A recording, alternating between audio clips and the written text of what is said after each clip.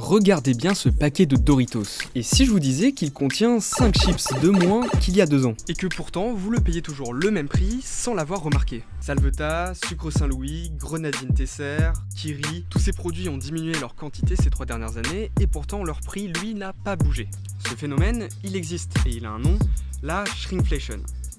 En français, si vous préférez, la réduflation. Nous, on aime bien la nommer à Foodwatch ce qu'on appelle des phénomènes d'inflation masquée. C'est une pratique qui est assez courante en fait dans les rayons des supermarchés, qui existe presque, qui est sûrement aussi vieille que le marketing. C'est-à-dire qu'une fois qu'un produit est bien installé, qu'on a l'habitude de l'acheter, on va se retrouver avec des produits qui vont réduire, qui vont être plus petits, mais dont le prix, lui, au kilo, va augmenter. Pour dénoncer cette pratique, Foodwatch, une organisation de défense des consommateurs, vient justement de publier une enquête. L'organisation a épluché les magazines de distributeurs datant de ces 3 dernières années. Et c'est elle qui a trouvé ces produits touchés par la shrinkflation.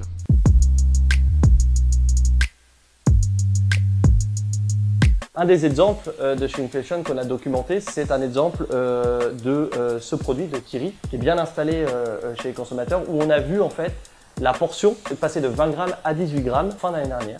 Donc ça fait 10% de moins de produits. Chez Auchan, on a vu une augmentation de 10% du prix au kilo. Mais à l'unité, le prix n'avait quasiment pas bougé.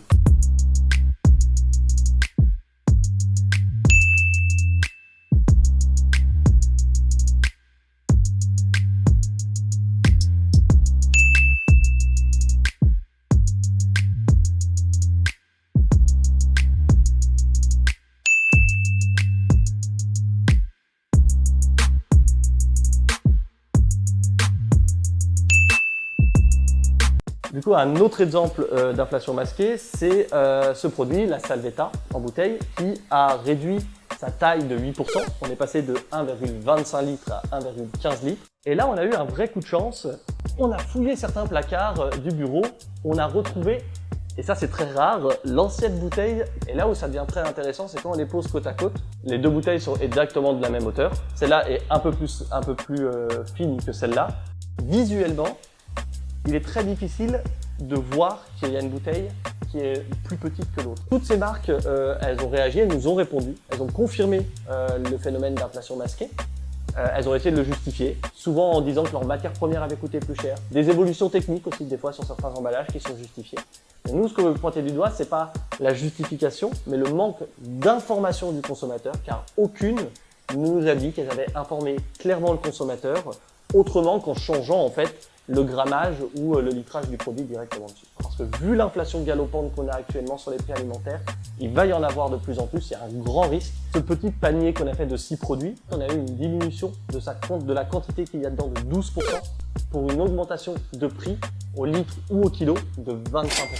On a pris en compte l'inflation des 3 dernières années. Donc cette augmentation, elle peut être due à une inflation plus forte spécifique sur certains ingrédients, mais quand même, il y a des fois ça monte de 30%, on peut se poser la question de est-ce que les industriels derrière ne profitent pas de cette inflation masquée pour s'en mettre plein les poches.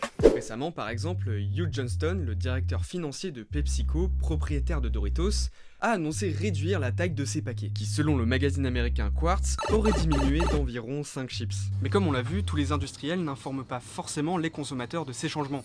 Alors, cette pratique est-elle légale? Tout ça, c'est parfaitement légal. On a totalement le droit de réduire la quantité et de garder son prix, du moment, évidemment, où on ne ment pas sur la quantité.